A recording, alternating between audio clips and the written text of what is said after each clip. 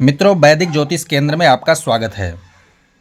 आज हम बहुत बेसिक प्रावधान के ऊपर चर्चा करेंगे। ज्योतिष में जो बेसिक चीज़ें होती हैं उस पे हम सरलतम सूत्र लेके आए हैं, उसको आप जान सकते हैं। जो लोग ज्योतिष सीख रहे हैं, ताज़ा ताज़ा ज्योतिष लाइन में आना चाहते हैं, या अपने लिए ही अपने बारे में, अपने किसी परिवार के बारे में कुंडली देखना सीखना चाहते हैं, अपने लिए जानना चाहते हैं, तो उनके लिए सबसे सरलतम पद्धति में लेके आए हूँ, उसको आप जान लीजिए। तो ज्योतिष कोई बहुत बड़ी चीज़ नहीं है, सूत्रों पर सारा कार्य है। चुटकियों में सब कुछ कार्य सरल होता है और संपन्न होता है। तो आप हमारे यहाँ देख सकते हैं वैदिक ज्योतिष के बेसिक सूत्र, यानी आधार क्या होता है उनका। आधार को हम समझ जाएंगे तो हमें अन्य अन्य आगे के जो सूत्र हैं वो समझने में सरलतम महसूस होगा, अच्छा महसूस होगा, आसान लगेगा। तो आप सूत्रों में सबसे पहले देख सकते हैं राशि, उनके स्वामी, भाव, कारक, उच्च और नीच। आज हम इतने सूत्रों पर बात करेंगे। 1 2 3 4 5 6 6 सूत्रों के ऊपर चर्चा करेंगे कि राशियां कितनी होती हैं, उनके स्वामी कौन होते हैं, भाव का मतलब क्या होता है, भाव क्या होता है, कारक क्या होता है भाव का, और कारक का अर्थ क्या होता है, उच्च नीच ग्रह कैसे होते हैं, इनको समझाएंगे अच्छी तरीके से। तो सबसे पहले आप देख लिए मेष राशि को। यहाँ देखिए, मेष राशि 1 नंबर राशि, जहाँ 1 नंबर लिखा हो उसको आप समझ सकते हैं कि ये मेष राशि मानी जाती है। 1 नंबर ये मेष राशि हो गया, और इसका स्वामी जो बनता है वो बनता है मंगल ग्रह।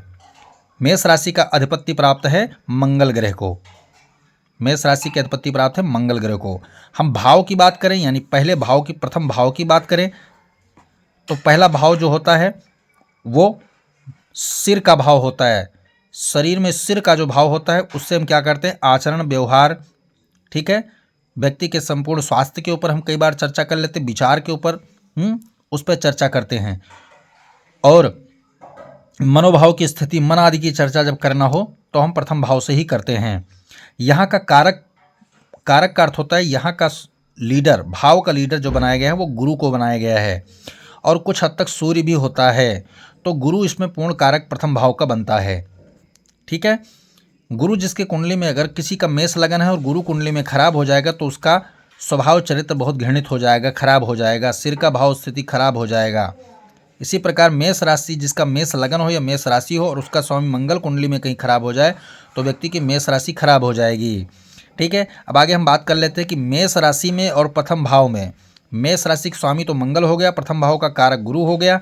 अब मेष राशि में ग्रह अगर सूर्य बैठता है तो वो क्या होता है, उच्च का होता है। सूर्य यहाँ उच्च का हो जाएगा।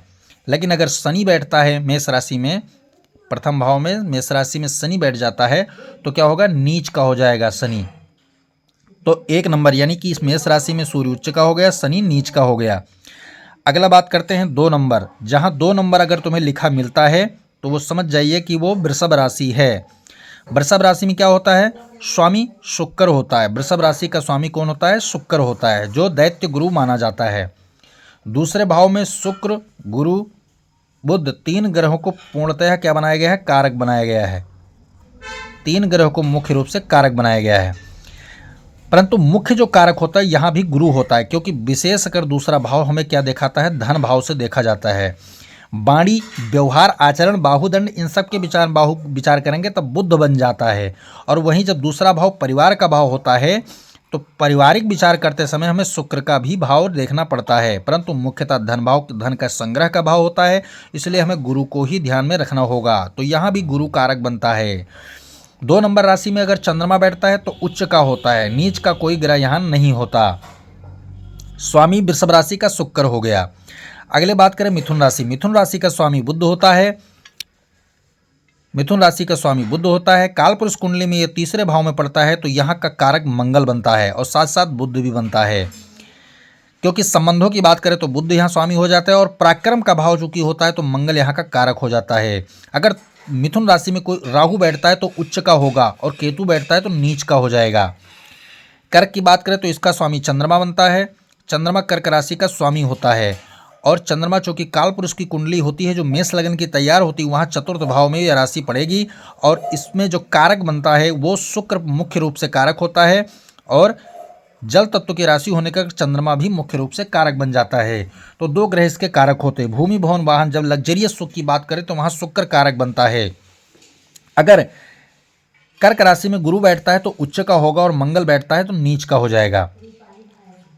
गुरु उच्च का और मंगल नीच का होगा कर्क राशि में। सिंह राशि की बात करें तो इसका स्वामी सूर्य होता है, पंचम भाव में कालपुरुष के अनुसार पड़ेगा ये। और इसमें जब गुरु बैठता है तो क्योंकि गुरु पंचम भाव का पूर्ण कारक अकेला माना जाता है, क्योंकि यह संतान कारक भाव होता है। संतान का भाव पंचम भाव माना जाता है, विद्या का भाव माना जाता है, दोनों का कारक गुरु माना गया है, ज्ञान और संतान का। चूंकि सिंह राशि में कोई ग्रह न उच्च का होता है न नीच का होता है, तो इसलिए आगे बढ़ते हैं हम।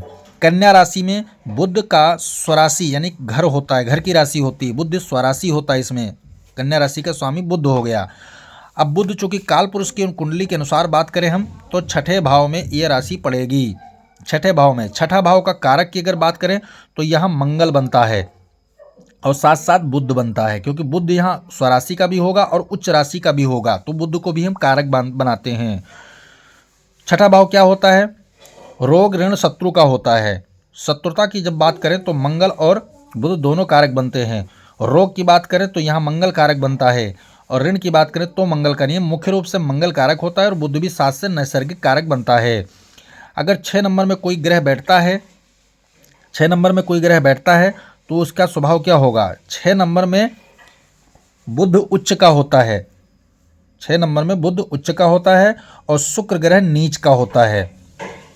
6 नंबर में बुध उच्च का होता है और शुक्र नीच का होता है। सप्तम तुला राशि होती है, सप्तम यानी 7 नंबर जहाँ लिखा हो यहाँ 6 नंबर लिखा होगा, यहाँ 5 नंबर लिखा होगा, यहाँ 4 नंबर, यहाँ 3 नंबर, और जहाँ 7 नंबर लिखा हो उसका स्वामी यानी तुला राशि हो गया, उसका स्वामी शुक्र होता है। शुक्र काल पुरुष कुंडली अनुसार सप्तम भाव में पड़ता है। यहाँ का शुक्र जो कारक बनता है वो शुक्र और बुध बनते हैं, 2 ग्रह, क्योंकि व्यापार का भी कारक बुध होता है चूँकि सप्तम भाव का कारक माना जाता है, और परिवार का पत्नी का भाव शुक्र होता है स्वामी, इसलिए सप्तम भाव का शुक्र भी कारक बनता है। तुला राशि में अगर सूर्य बैठता है तो नीच का होता है, शनि बैठता है तो उच्च का होता है। वृश्चिक राशि की बात करें तो इसका स्वामी होता है मंगल। अगर 8 नंबर कहीं लिखा मिलता है तो आप जान लीजिए कि वृश्चिक राशि बनती है, तो उसका स्वामी कौन हुआ? मंगल ग्रह है। मंगल ग्रह अष्टम भाव, काल पुरुष की कुंडली के अनुसार अष्टम भाव में राशि पड़ती है। अष्टम भाव का कारक 2 ग्रह बनाए गए हैं, मंगल और शनि। जब रोग की बात करते हैं तो वो क्या होता है? शनि वहाँ कारक बनता है, और दुर्घटना आदि का भाव, आयु का भाव होता है तो मंगल भी वहाँ का कारक बनता है। अगर हम अष्टम भाव के उच्च और नीच की राशि की बात करें तो नीच कोई नहीं होता, उच्च कोई नहीं होता, नीच यहाँ का चंद्रमा होता है। उच्च यहाँ पर किसी को पदवी प्राप्त नहीं है, केवल नीच राशि की पदवी प्राप्त है, वो भी चंद्रमा जब बैठेगा तो नीच होगा। धनु राशि की बात करें तो गुरु इसका स्वामी बनता है। नवम भाव में यह राशि जब आएगी कालपुरुष कुंडली के अनुसार तो नवम भाव में यह धनु राशि 9 नंबर पड़ेगी, और इसका स्वामी पूर्ण रूप से गुरु को प्राप्त है। अधिपत्य कारक सब कुछ गुरु ही इसका होता है। धनु राशि में अगर केतु बैठता है तो उच्च का होता है, राहु बैठता है तो नीच का होता है। मकर राशि की बात करें तो इसका अधिपति होता है शनि। 10 नंबर के जहाँ लिखा हो तो समझ जाइए कि यह मकर राशि मानी जाएगी। इसका स्वामी होता है शनि। शनि 10वें भाव में मकर राशि कालपुरुष कुंडली के अनुसार पड़ता है, तो मकर राशि में जब मंगल बैठता है तो उच्च का होता है, और अगर गुरु बैठता है तो नीच का हो जाता है। मकर राशि में मंगल उच्च का, गुरु नीच का होता है। 11वें भाव के बाद यानी 11वें राशि की बात करें तो 11वें राशि जो होती है वो कुंभ राशि होती है, इसका स्वामी होता है शनि। शनि यहाँ मूल त्रिकोण राशि, शनि की सुरक्षित राशि, सबसे मजबूत राशि मानी जाती है, और काल पुरुष कुंडली के अनुसार ये राशि जो आती है वो 11वें घर में आती है। 11वें घर में आती है। 11वें घर में गुरु पूर्ण रूप से कारक बनाया गया है, साथ साथ शनि भी अंश कारक होता है यहाँ का, क्योंकि स्वराशि का हो वो जाता है। तो यहाँ मुख्य कारक जो बनता है वो गुरु बनता है। एकादश इनकम का भाव होता है, काम का भाव होता है, बड़ी बड़ी इच्छाओं का भाव होता है। तो कुंभ राशि में कोई भी ग्रह ना उच्च का होता है ना नीच का, सरेंडर राशियां मानी जाती हैं। मीन राशि की बात करें तो मीन राशि जो 12 नंबर की राशि, अगर कहीं 12 नंबर लिखा है तो समझ जाइए मीन राशि की यहाँ चर्चा हो रही है, और इसका स्वामी बनता है देवगुरु बृहस्पति, और ये 12वें भाव में कालपुरुष कुंडली के अनुसार आता है, तो यहाँ का जो भी कारक बनता है वो भी गुरु बनता है। 12वें भाव का कारक बनता है गुरु, और मीन राशि में उच्च ग्रह जो होता है वो होता है शुक्र, और नीच राशि में जो ग्रह होता है वो होता है बुध। अगर मीन राशि में बुध बैठा तो आपका नीच है, शुक्र बैठा है तो परम उच्च होता है। ये रहा बेसिक चीज़ें, बेसिक जानकारी आपको वैदिक ज्योतिष केंद्र के अंतर्गत आपको आज हमने दिया। इस सूत्र को अगर आप अप्लाई करोगे किसी भी तरीके से, एंगल से, तो आप अपने तरफ फलादेश करने में सक्षम हो जाएंगे, किसी भी कुंडली को फलादेश कर सकते हैं। राशि, भाव, कारक, स्वामी, उच्च नीच भाव का विश्लेषण, ये महत्वपूर्ण सूत्र होते। 6 सूत्रों के आज ऊपर हमने चर्चा किया जो बेसिक ज्ञान के ऊपर महत्वपूर्ण चीज़ें रखती हैं। किसी कुंडली को आप विश्लेषण करोगे तो ये महत्वपूर्ण चीज़ें आपको जानना आवश्यक है, दिमाग में होना आवश्यक है। जय सिया राम।